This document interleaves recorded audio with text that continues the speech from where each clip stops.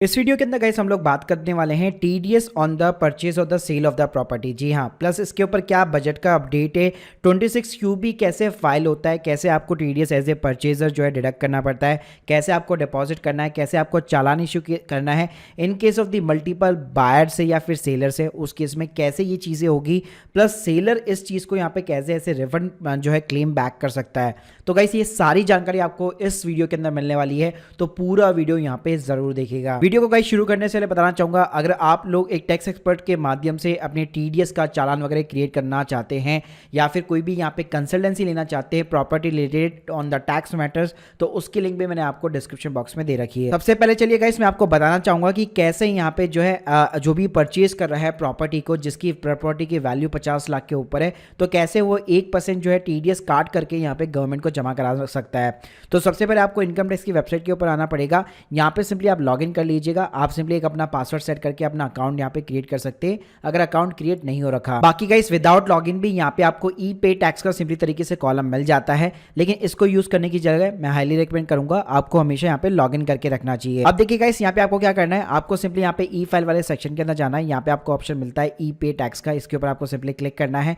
अब गाइस यहाँ पे आपको सिंपली न्यू पेमेंट का ऑप्शन दिखेगा, इसके ऊपर क्लिक कीजिए। सो गाइस आप स्क्रीन के सामने देख सकते हैं यहाँ पे आपको 26 QB TDS on the sale of the property दिखाई देगा, मतलब एज ए परचेजर मुझे यहाँ पे डिपॉजिट कराना पड़ेगा। तो गाइस यहाँ पे प्रोसीड बटन के ऊपर क्लिक करना है। जैसे आप क्लिक करेंगे तो बाय डिफॉल्ट ही एज ए परचेजर जो है मेरी यहाँ पे सारी डिटेल्स आ जाएगी, क्योंकि यहाँ पे अकाउंट के अंदर जो लॉगिन किया हुआ है मैंने अपने खुद के अकाउंट के अंदर लॉगिन किया हुआ है। तो गाइस यहाँ पे सबसे पहले आपको रेजिडेंशियल स्टेटस सेलेक्ट करना है, जैसे कि हम लोगों ने यहाँ पे रेजिडेंस सेलेक्ट कर लिया।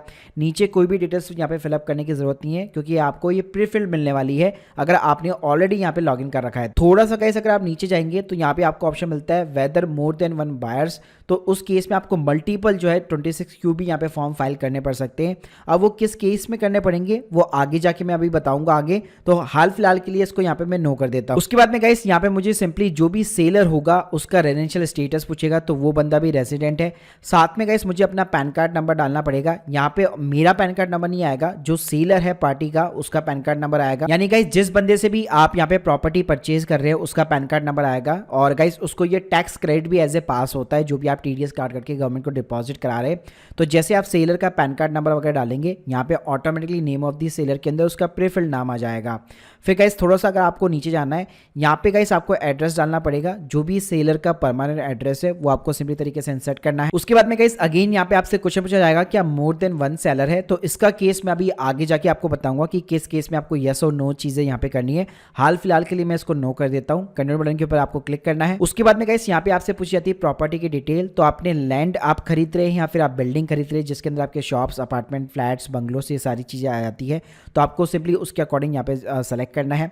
फिर गाइस यहाँ पे एड्रेस डिटेल डालनी है, जो भी प्रॉपर्टी आपने बाय कर रही है उसकी आपको सिंपली पूरा एड्रेस वगैरह डालना है। तो गाइस यहाँ पे सबसे पूछेगा date of the agreement of booking, तो जब भी आपने बुकिंग की है वो सिंपली तरीके से यहाँ पे आपको जो है डेट वगैरह इंसर्ट करनी है। उसके बाद में गाइस पूछा जाएगा total value of the consideration, यानी जिस वैल्यू के ऊपर आप सिंपली प्रॉपर्टी को बाय कर रहे हैं, ऑब्वियसली बात है ये वैल्यू आपकी 50 लाख के ऊपर होगी तभी यहाँ पे आपका टीडीएस कटा जा रहा है। तो गाइस वो वैल्यू सिंपली तरीके से यहाँ पे आपको डालनी है। उसके बाद में कैसे आता है डेट ऑफ द पेमेंट या credit made to the seller, तो गाइस जब भी आपने जो है सेलर को पेमेंट की है इस प्रॉपर्टी की वो डेट सिंपली तरीके से आपको डालनी है। फ्यूचर की डेट आप यहाँ पे नहीं डाल सकते हैं, तो सिंपली तरीके से एक्चुअल के अंदर जब भी आपने उसको पेमेंट की थी, जब भी उसका आपने टीडीएस ऑलरेडी काट लिया है वो डेट सिंपली तरीके से आपको यहाँ पे इंसर्ट करनी है। तो स्क्रीन के सामने देख सकते हैं जैसे यहाँ पे मैं डेट सेलेक्ट करूंगा सेम डेट मेरी डेट ऑफ डिडक्शन के अंदर भी आ जाएगी, क्योंकि जिस दिन आप सेलर को यहाँ पे जो है पेमेंट वगैरह करते हैं उसी टाइम पे आप डिडक्शंस वगैरह भी करते हैं। प्लस गाइस अगर इन दोनों डेटों के बीच में डिफरेंस हुआ तो आपको यहाँ पे नोटिस वगैरह भी इशू हो सकता है। वो नोटिस नॉर्मली जो है इंटरेस्ट का होता है, तो ध्यान रखिएगा, अवॉइड कीजिएगा, ये दोनों डेट जो है ऑलमोस्ट यहाँ पे सेम होनी चाहिए। मतलब अगर आगे पीछे डिफरेंस हुआ तो यहाँ पे आप देख सकते हैं ये आपको सिंपली तरीके से एक वार्निंग वगैरह भी दे देगा। उसके बाद में गाइस आपको पेमेंट टाइप के अंदर आपको सेलेक्ट करना है कि आप ये जो फॉर्म 26 क्यूबी यहाँ पे फाइल कर रहे हैं, हो सकता है कई बार ये होता है कि बड़ी प्रॉपर्टी की ट्रांजेक्शन है तो आपको इंस्टॉलमेंट के अंदर पेमेंट करनी है या फिर लमसम में भी करनी पड़ सकती है। तो अगर आप इंस्टॉलमेंट में करने हैं तो उस तरह से आपको सेलेक्ट करना है, अगर आप लमसम कर रहे हैं तो आपको लमसम सेलेक्ट करना है। फिर उसके बाद में आपको पूछा जाएगा क्या ये आपकी लास्ट इंस्टॉलमेंट है, तो आपको यस और नो के अंदर जवाब देना है अगर आप इंस्टॉलमेंट वाला ऑप्शन सेलेक्ट करते हैं। फिर गाइस यहाँ पे आपसे एक क्वेश्चन पूछा जाता है कि आप जो प्रॉपर्टी आपका जो सेल कंसिडरेशन है, जैसे कि हम लोगों ने यहाँ पे 60 लाख रुपीस डाला हुआ है, तो क्या स्टैम्प ड्यूटी जो वैल्यू है वो हायर है as compared to the sale consideration? तो आपको यस और नो के अंदर यहाँ पे जवाब देना है। उसके बाद में गाइस यहाँ पे आपको पूछा जाएगा कि आप राइट नाउ अभी कितना अमाउंट पे कर चुके हैं। तो जैसे कि मैं लमसम अमाउंट यहाँ पे पे कर चुका हूँ, तो यानी कि पूरा का पूरा 60 लाख मैंने यहाँ पे कर दिया है। उसके बाद में गाइस यहाँ पे आपसे स्टैम्प ड्यूटी वैल्यू पूछी जाएगी उस प्रॉपर्टी की। तो जैसे यहाँ पे आपसे क्वेश्चन भी पूछा गया था कि स्टैम्प ड्यूटी वैल्यू क्या हायर है। फॉर एन एग्जाम्पल, अगर स्टैम्प ड्यूटी वैल्यू यहाँ पे हायर है प्लस मोर देन 20% का यहाँ पे गैप वगैरह नहीं होना चाहिए।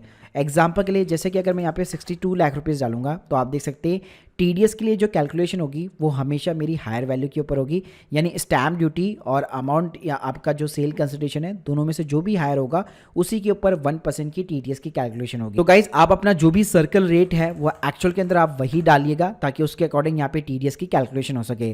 तो आप देख सकते हैं 60 लाख रुपीज़ के ऊपर 1% टीडीएस यानी कि 60,000 रुपीज़ ऑटोमेटिकली इसने कैलकुलेट करके रख दिया है। अब गाइस कुछ नहीं करना, आपको सिंपली कन्वर्ट बटन के ऊपर क्लिक करना है। तो यहाँ पे सिंपली तरीके से आपकी स्क्रीन के सामने ऑप्शन आ जाएंगे, जैसे कि नेट बैंकिंग आप देख सकते हैं, डेबिट कार्ड देख सकते हैं, एनईएफटी आरटीजीएस हो गया। अगर बहुत बड़ा अमाउंट है तो बेस्ट रहता है आरटीजीएस और एनईएफटी के थ्रू आप पेमेंट कीजिए, वहाँ पे आपका एक अकाउंट नंबर जनरेट हो जाएगा जिसके अंदर आप एनईएफटी वगैरह कर सकते हैं। या फिर गाइस अगर आपकी नेट बैंकिंग अलाउ करती है तो इन बैंक्स में से आप कोई सा भी बैंक सेलेक्ट करके सिंपली आप नेट बैंकिंग के थ्रू पेमेंट कर सकते हैं। इसके अलावा अगर आप यूपीआई वगैरह यूज़ में लेना चाहते हैं तो वो ऑप्शन भी यहाँ पे अवेलेबल है। आप कोई भी जो है बैंक का पेमेंट गेटवे यहाँ पे सेलेक्ट कर सकते हैं और यहाँ पे आप चार्जेस वगैरह भी दे सकते हैं पेमेंट गेटवे के। यूपीआई के ऊपर आपके कोई भी ज़्यादा चार्जेस वगैरह नहीं लगेंगे।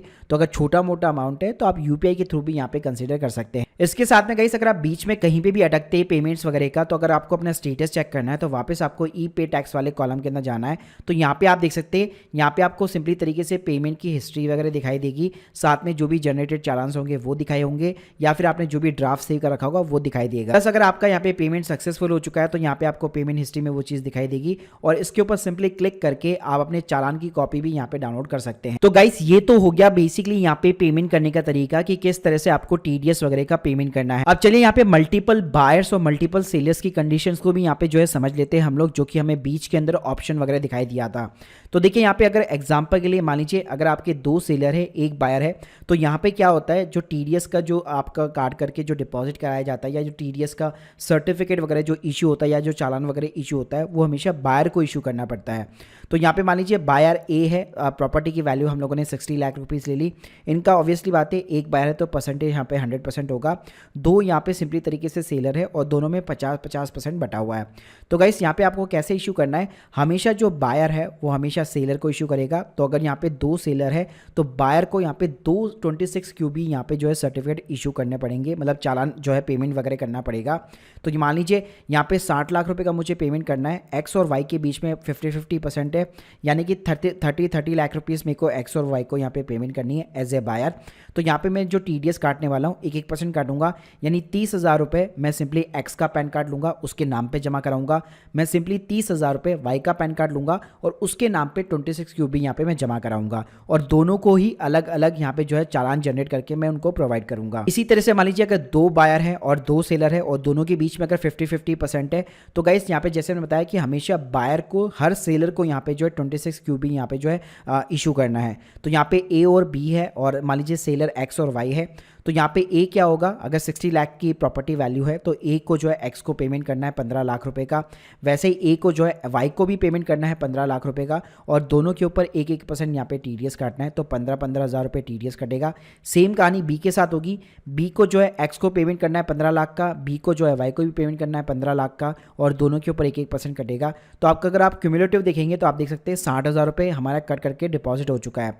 तो अगर 2 बायर है 2 सेलर है तो यहाँ पे हर बायर को जो है 2-2 सर्टिफिकेट इशू करने पड़ेंगे, यानी अल्टीमेटली 4 बार जो है आपको 26 क्यूबी फॉर्म जो है फिलअप करके यहाँ पे इशू करना पड़ेगा। इस तरह से मान लीजिए अगर 3 बायर और 3 सेलर है और जो परसेंटेज है वो डिफरेंट है, मान लीजिए जैसे जो बायर है वो 20, 30 और 50 के रेशियो में बटा हुआ है और जो सेलर है वो 50, 30 और 20 के रेशियो में बटा हुआ है। प्रॉपर्टी की वैल्यू हम लोग यहाँ पे 60 लाख रुपए लेते हैं। तो यहाँ पे कैसे इशू होगा, जो ए है उसको एक्स को पेमेंट करनी है, वाई को पेमेंट करनी है और जेड को पेमेंट करनी है। तो ए जो एक्स को पेमेंट करेगा, ए का जो प्रपोर्शनेट है वो 12 लाख रुपए, तो 12 लाख का केवल 50% उसको एक्स को पेमेंट करना है। यानी गाइस यहाँ पे 6 लाख रुपए उसको पेमेंट करनी है, तो 6 लाख का सीधा 1% TDS यानी कि 6,000 रुपये वो डिडक्ट करके एक्स को जो है फॉर्म 26 QB यहाँ पे इशू कर देगा।